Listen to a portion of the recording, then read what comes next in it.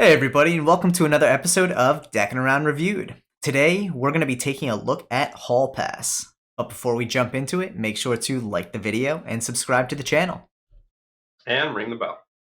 So Hallpass is an ingenious device by Julio Montoro and James Anthony that lets you produce signed cards and predictions from within an ID holder in a clean and unsuspicious fashion. Imagine at the end of your favorite card routine, you point to a playing card that has been in full view from the very start encased inside your plastic Hallpass holder. You slowly remove this card to reveal it's the spectator's signed card. So Steve, why don't you tell us a little bit about this gimmick? Well, I'm going to start off by saying I think James Anthony did a great job. At the with the tutorial. The first thing I do when I open up a tutorial is look and see how long it is. Yeah. And I saw 45 minutes and I kind of cringed. But as I watched the video, it definitely held my attention. So I think he did a really good job going through all the sequences, in the long routine. There's several different ways that you can, utilize this gimmick and do several different tricks with it, which I thought was really cool. Yeah. Um, the one thing I would have liked to see within the tutorial is there's a key foundation that goes along with the trick or gimmick, I guess you could say, that was taught at the end, and I would have liked to have seen that in the beginning of the Absolutely. tutorial. It kind of would have made it a lot easier to follow along for me, at least. There's definitely sometimes throughout the video that it could have been thrown in there just to kind of carry along a little easier. Absolutely. Yeah. But other than that, I think it did keep my attention. It could have been a little shorter, but overall, I was definitely impressed. The production value wasn't through the roof or anything. It was pretty low key, but It it was definitely worked. it was on par with what we kind of expect with most, magic tutorials. I do have to say too, I think from a length point of view, like while it was long first seeing it, I do think, James Anthony had a lot of energy behind him. He really helped drive it. So while it was long, there was a lot covered within that 45 minutes. I don't think there was a lot of empty space or wasted time within that 45 minutes. So you are getting a full 45 minutes worth of useful information. Though I do Yeah. agree about that foundational kind of aspect being taught a little late, because throughout the whole thing you are kind of like asking questions around it, and then finally they teach it at the end, whereas in the beginning, if they had taught it, you might have been focused more on the routines themselves. That being said, I'm sure just with the I don't want to say complexity of the routine, but with the fact that you have to kind of get familiar with the gimmick, you're probably going to watch the video at least more than once, or at least scrub through it several times.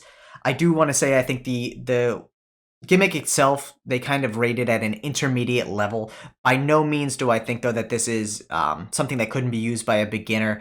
The techniques behind it are relatively simple. It's just a matter of practice. So Yeah. while a beginner may struggle at first to kind of utilize this gimmick with relatively short amount of practice, they could easily be comfortable with it enough to use it out in open.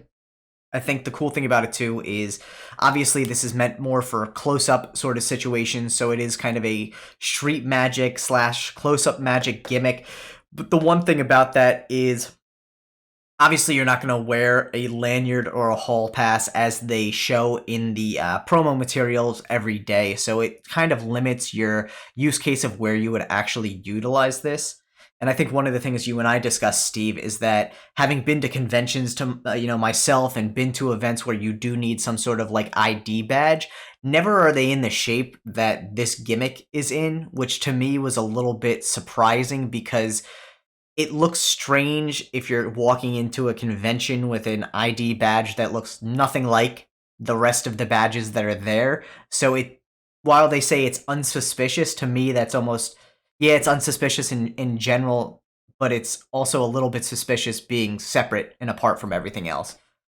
Yeah. I think you definitely hit it on the head there. But what I do think is, like James Anthony said in the beginning of the tutorial, is it's definitely focused on conventions and different things like that, where you would walk around, maybe use this as kind of a business card holder more so than a lanyard, so to speak. Yeah, But yeah, I mean, this is obviously the the lanyard that you would get. Sorry, the holder. And these are like the typical sizes that you're going to get at events, Yeah. whether it's a concert or usual speaking events and stuff like that are usually big ones like this. Yeah. Usually, and the Um, reason for that is usually because they print them out on paper, so it's easier to fit a larger piece of paper in there instead of having to print out business cards, which are not sturdy when they're very thin, things like that. right. Yeah, and I mean, throwing a business card in there is pretty cumbersome. Yeah. You're not going to want to stick your fingers in. So, I mean, I could see maybe having both. You have Yeah. your event lanyard, and then you have your business card uh, holder, I guess you can say. Yeah. So you might get away with using that as the reason why you're carrying that around. Yeah, I think there's some creativity that needs to be deployed in order to use it effectively. Not discounting the Right. fact that, yeah, maybe you have a lanyard and you have two things on it, and that's the one that sits in front of your pass or for Right. whatever reason. There's definitely ways you can work it into the normal routine without it being, obvious that it's out of place. To me, though, that is one of the things that it seemed a little strange that for something they were trying to make unsuspicious, they went for a Right. non-standard size. That being said, I think the construction of it is absolutely phenomenal. The Yeah. gimmick is built with longevity in mind. So while you can, you will have to there is some upkeep for it, we'll say, they really kind of account for that. So it's not a one and done kind of gimmick that once it wears out, you have to go buy another. They really do expect you to be able to use this over time. I think the cool thing about it too is, like Steve said, there were several routines built into it. Well, with that, they also include multiple gimmicks so that you can actually switch between those routines in real time. So it's not like there's downtime or setup between. You can build the gimmick out in multiple ways from the start, come prepared, and roll right through it. There's also a really cool blackout module on it, which gives you a little bit of a twist on the original routine, which allows you to really mess with the visuals of what you're doing with it, which I think is very cool as well. Yeah. Yeah. No, I mean, I think it's built really well. The only thing I really would like to see is maybe a thicker piece so you can maybe put more business cards in there rather than just one. Because I think normally when people carry business cards around, they have more than one. Um, Yeah. but I would have liked to have seen that, and it wouldn't have affected the gimmick at all. I Yeah. don't think. So, and the one thing we do want to touch on here as well is there is some angle sensitivity to this. Obviously, you do want to make sure that you are not, you don't have anyone necessarily behind you. It is kind of a face to face and maybe face to side a little bit, close up gimmick. So there is a little bit of angle sensitivity to that aspect of it, as well as, again, this is really something that's appropriate for anywhere from beginner to professional magicians. I think this is something you can easily work into a routine in the right setting. But that being said, a professional is going to pick this up a lot easier because I think some of the foundational parts of the gimmick are things that a professional or intermediate magician would already know off the cuff. Whereas a beginner, thankfully, it's included in the tutorial to learn it, but there's going to be some learning curve with that aspect of it. Yeah, no, I totally agree. Cleanup's pretty quick and easy as well, Yeah. so that's always good.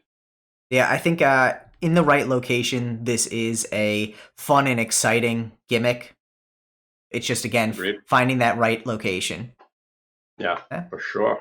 Well, thanks everyone for checking out this episode of Deckin Around Reviewed. Make sure to like the video and subscribe to the channel if you haven't already.